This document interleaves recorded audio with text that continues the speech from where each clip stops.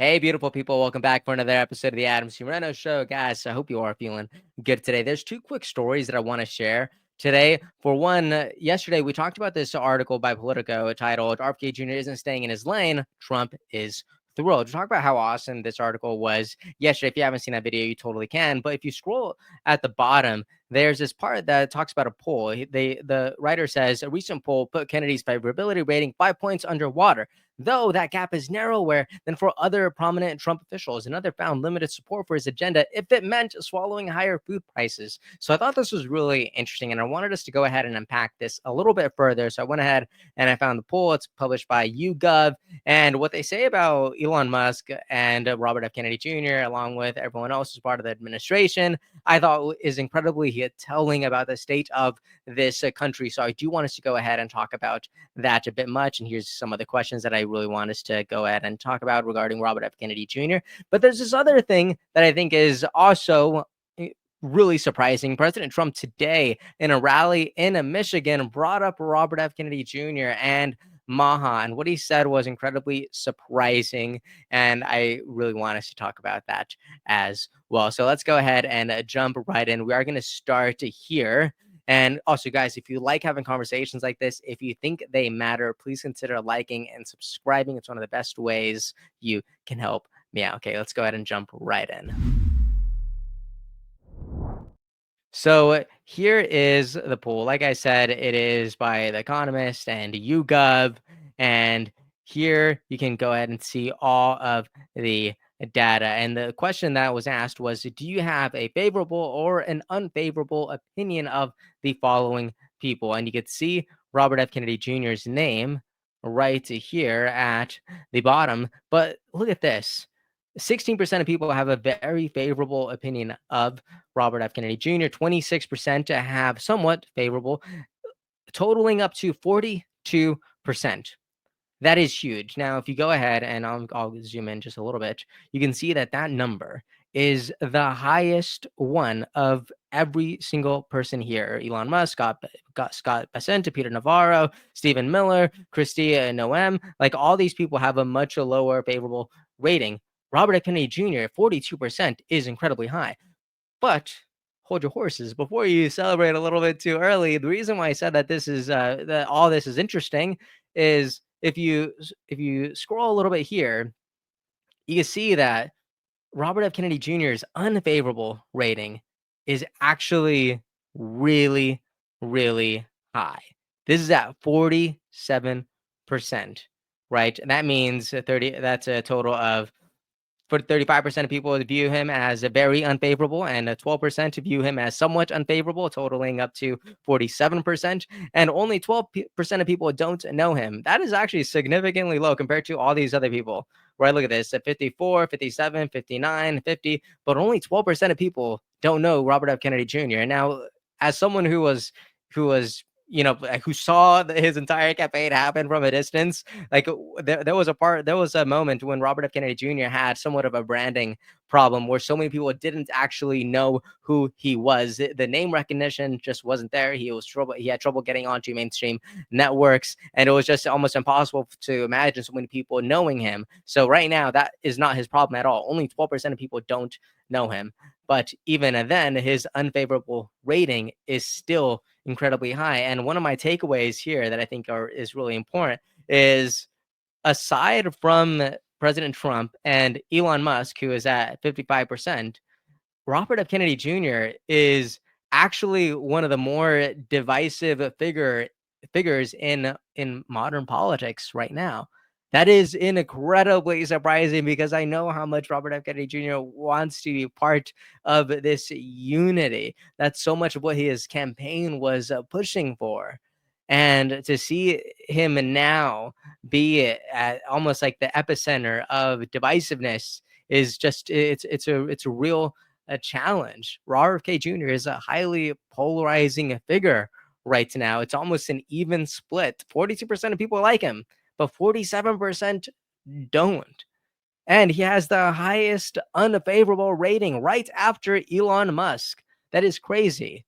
That means if President Trump is the most polarizing figure and Elon Musk is the second most polarizing figure, Robert F. Kennedy Jr. would actually be the third most polarizing figure in US politics.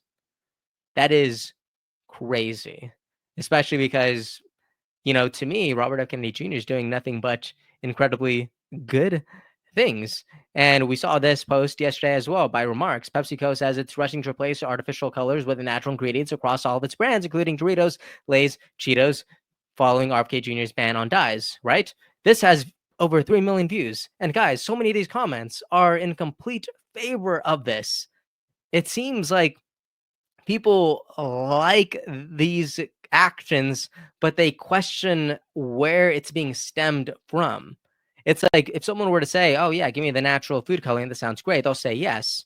But if you mention RFK Jr.'s name, there's going to be some skepticism in the air, and you can see it in the numbers as well. I'm not just saying this. Check this out. Question 51 on this poll is: do you approve or disapprove of the way Robert F. Kennedy Jr. is handling his job as U.S. Secretary of Health and Human Services? Look at this. 43% of people disapprove. Only 36 approve, right? There it is. And the following question is also about Robert F. Kennedy Jr. It says, when it comes to vaccines, does Robert F. Kennedy Jr. follow the science or reject the science? This is just ridiculous. 44% say follow the science, but still, the majority of people say that he rejects the science. That's why whenever there's these fluff pieces that come out regarding RFK Jr., like the one, shared by Politico for the most part, right? They're important because that's where the attention goes. That's where conversations are had, even by Remarks. Like this is huge because this is 3 million people who potentially didn't have the most favorable opinion of Robert F. Kennedy Jr., who now they've been exposed to something new, something good. Even the people who watch these videos, so many of them are first time viewers. So many people don't know what they think about RFK Jr. But after this, they kind of are a little bit more open minded. The conversation begins. And overall, I think that's a good thing. And that's how you make these numbers go a little bit higher, right on the favorable side.